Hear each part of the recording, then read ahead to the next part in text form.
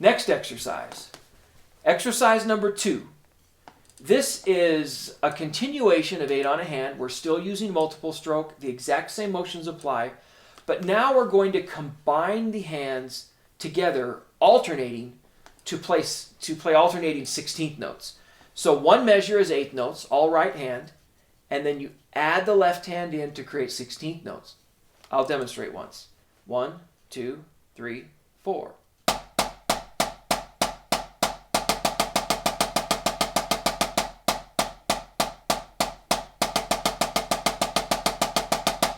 All right?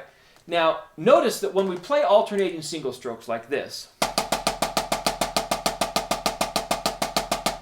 each hand is doing the exact same motion that you were doing in 8 on a hand, just continuous multiple strokes.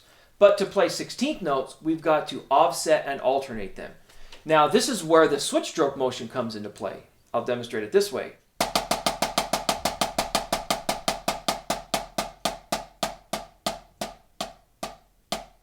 Switch stroke. Remember, I did that in the lesson on switch stroke. Down, they're just trading places.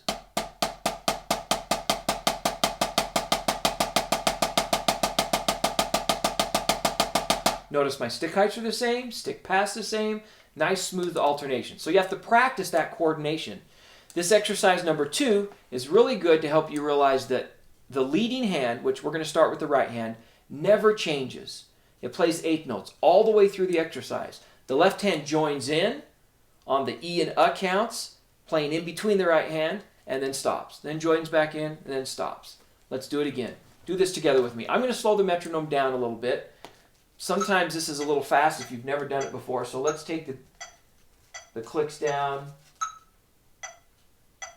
We're going to go down to 80 beats a minute, which is a lot slower. So nice and smooth motion, and work on playing those great alternating single strokes.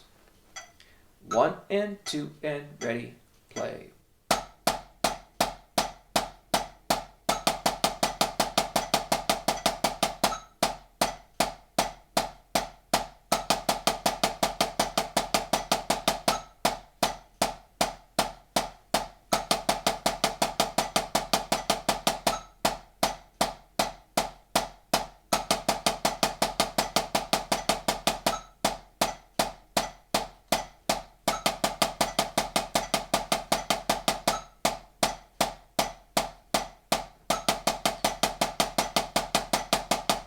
I'll stop there.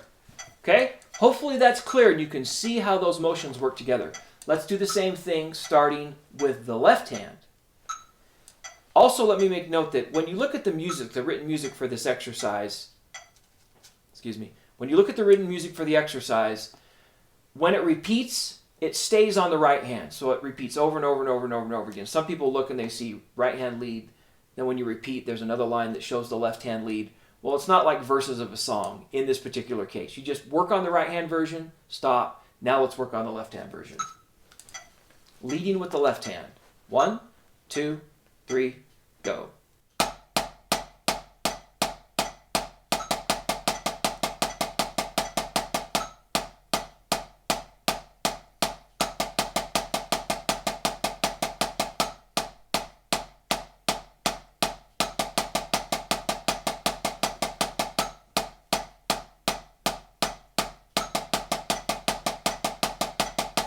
Stop there.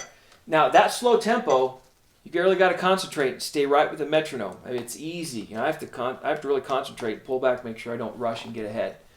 Let's try each one of those versions once more, a little bit faster. We're going to take it back up to 100 beats a minute.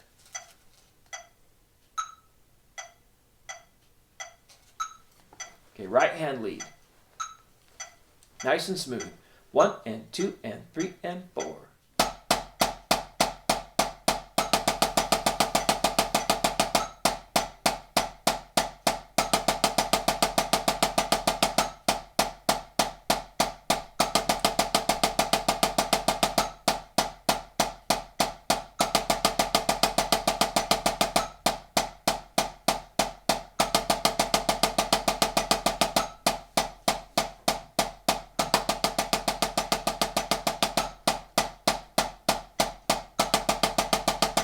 And stop. Okay? Nice and smooth. Keep those stick heights even. Keep those hands flowing. Hold on to the sticks. Left hand version. Here we go. 2, 1, 2, ready, and.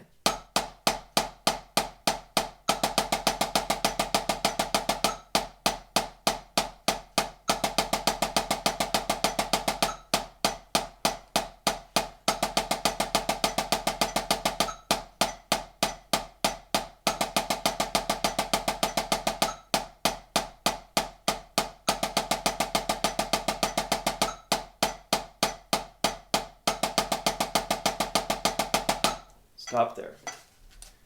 Now, there are a couple of, when I do this exercise for the first time with students, there are some, common mistakes that are the favorite ones. And one I think warrants pointing out to you and helping you with, because you may be having a problem with this. Getting the resting, so let's go back to the right hand lead. If we're leading with the right hand, bringing the left hand in is sometimes difficult for people. And it has to do with moving the left hand up at the right time. Sometimes people will get this.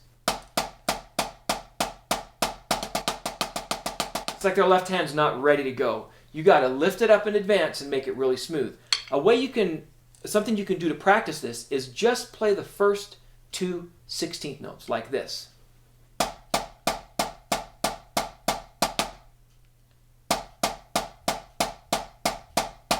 Now, let's just play 4/8 notes and 2 16th notes and isolate that motion like this. 3 and 4 and 1 E. Watch how my left hand does that float stroke motion. And you do the same thing with the left hand. Then add more 16th notes. Practicing to get that new hand to come in and look really sharp. Keep practicing that one. Work at different speeds and different metronome markings.